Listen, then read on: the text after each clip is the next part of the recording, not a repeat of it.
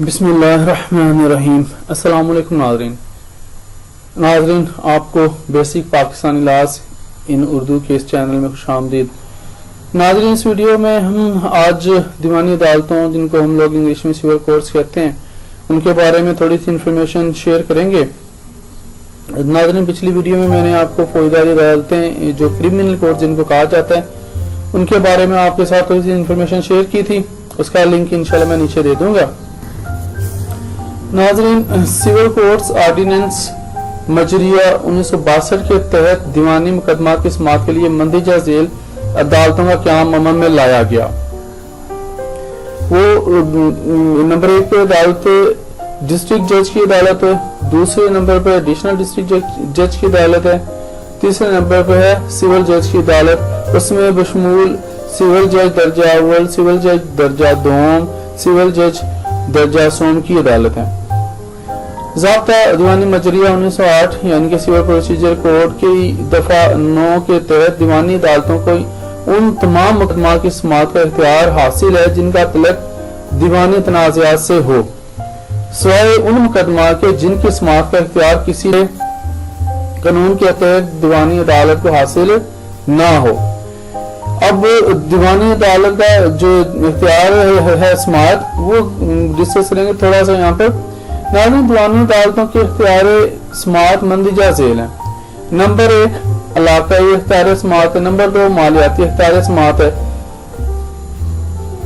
अब इलाकाई इख्तियार समाअत को थोड़ा सा इसमें डिस्कस कर दूं। मालियाती इख्तियार समाअत जो नाज़रीन मैं इंशाल्लाह अगली वीडियो में आप लोगों के साथ शेयर करूंगा, क्योंकि इनमें थोड़ी सी तब्दीलियां आ गई हैं। इनको जो राइट्स दिए गए हैं हर सूबे ने डिफरेंट दिए, तो मैं ये सोच रहा हूँ कि वो हर सूबे के हिसाब से जो इन अदालतों के पास मालियाती इख्तियार हैं वो आप लोगों के साथ शेयर करूंगा। यहाँ पे थोड़ा सा मैं आगे भी शेयर कर दूंगा। नाज़रीन, सिविल कोर्ट ऑर्डिनेंस की दफा 10(2) के तहत सिविल जज का इख्तियार समाअत अगर अदालत आलिया हाई कोर्ट ने कोई तस्रीह ना की हो तो पूरे जिला की हद तक होता है। नाज़रीन, फिर से आपको बताता चलो यहाँ पर, अगर अदालत आली यानी कि हाई कोर्ट ने कोई तस्रीह ना की हो उसमें, तो उसका जो इख्तियार होता है सिविल कोड ऑर्डिनेंस की दफा 10(2) के तहत सिविल जज का इख्तियार समाअत जो है वो पूरे जिला की हद तक होता है।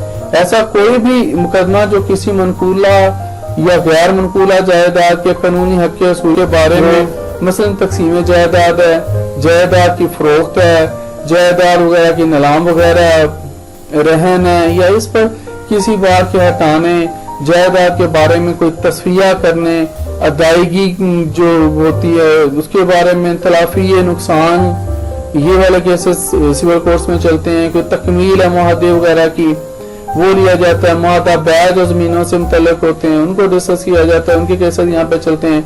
हकूक़ आसाइश होते हैं, रकम के लेन देन, हसूल कब्जा, मनसूखी गैर कानूनी मुआहदा जात, या इससे मतलब दीगर तनाज़ात या मुकदमा के समाअत का इख्तियार सिर्फ जो है, अब ये थोड़ा सा मैं यहाँ पर आपको बताता चलूं, इस जज को जो हासिल है 50 लाख रुपए तक की महदूद है। इसके अलावा जिले जज को अपील की समाअत का इख्तियार भी हासिल है। नाज़रीन, इंशाल्लाह फिर अगली वीडियोस में आपको मैं इनका जो मालियाती इख्तियार है वो बताऊंगा। अब तक के लिए इतना ही। आपसे गुजारिश है कि अगर मेरी वीडियोस आपको अच्छी लग रही हैं तो मेरे चैनल को लाइक और सब्सक्राइब कर दें।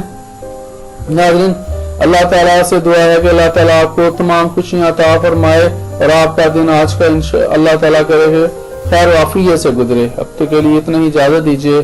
अल्लाह।